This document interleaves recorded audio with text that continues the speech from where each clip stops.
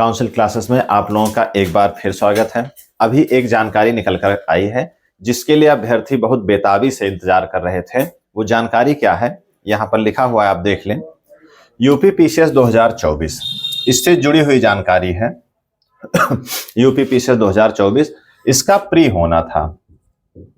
UP PCS 2024 का इस परीक्षा का क्या होना था, प्री परीक्षा इसकी होनी थी। कब होनी थी? 17 मार्च 2024 को। 17 मार्च 2024 को इसकी प्री की परीक्षा सुनिश्चित थी।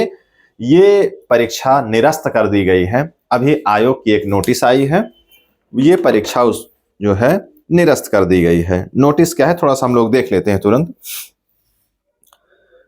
कि प्री परीक्षा 2024 के संदर्भ में एतद द्वारा सूचित किया जाता है कि आयोग द्वारा प्रश्नगत परीक्षा 17 मार्च 2024 को प्रस्तावित थी। उक्त परीक्षा अपरिहार्य कारणों से स्थगित की जाती है।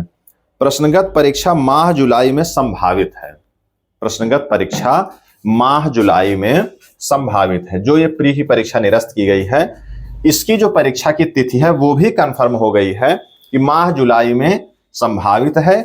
डेट की जानकारी, समय की जानकारी यथा समय आगे आपको देंगे। किस डेट को होगी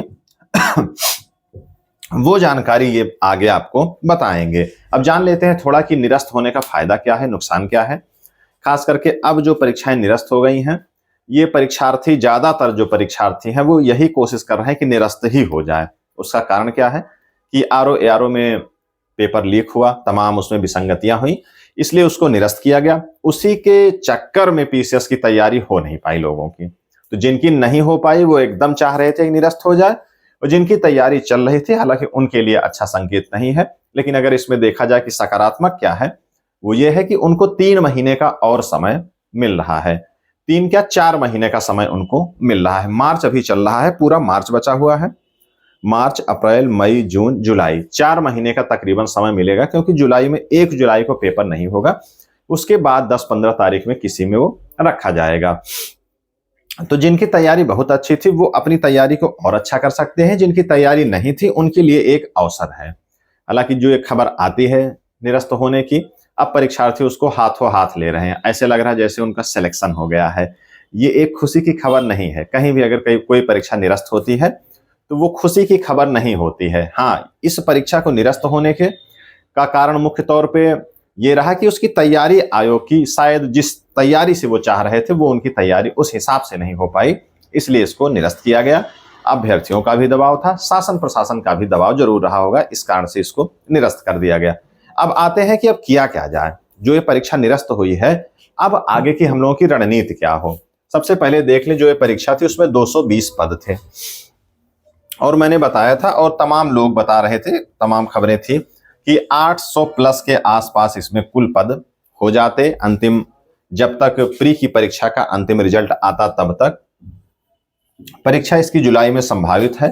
अब किया क्या जाए, 2-3 बातें अब की जा सकती हैं। जो भी 3-4 महीने का समय है, जो सेक्शन आपका कंप्लीट नहीं था अब आप उसको देख सकते हैं।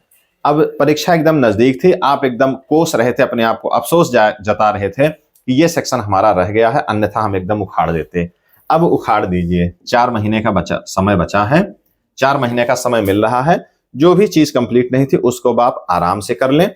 और अब जिनकी तैयारी अच्छी थी, जिनको अफसोस हो रहा है कि हमारी तैयारी एकदम अच्छी थी 17 मार्च को, उसको भी हम भी उखाड़ देते, तो वो क्या करें कि प्री के साथ मेंस भी वो पढ़ें।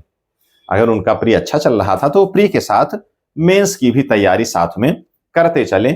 तो इस तरीके से जो ये एक जानकारी मिली थी उसके रेफरेंस में तात्कालिक रणनीति हम लोगों की यही है कि अब जो कुछ होना था हो गया है। अब आगे जो तैयारी करनी है, जिनकी अच्छी तैयारी है प्री के साथ मेंस पढ़ें, जिनकी तैयारी अच्छी नहीं है वो एक तरफ से तैयारी करें। जो बीच में अटके हुए हैं, कुछ सेक्शन रह गया था, वो क्या करें, वो अपने उस सेक्शन को, जो भी विषय उनका कमजोर था, जिनकी तैयारी अच्छी नहीं हो पाई थी उस संबंधित विषय में, वो उसको अब तत्काल कंप्लीट करें। तो आज की खबर में इतना ही। आगे की जो भी रणनीति होगी उसके बारे में एक अलग क्लास में डिस्कस किया जाएगा। तो जो भी है उसको सकारात्मक रूप से हम लोग लेते हुए आगे बढ़ेंगे। ठीक है, धन्यवाद।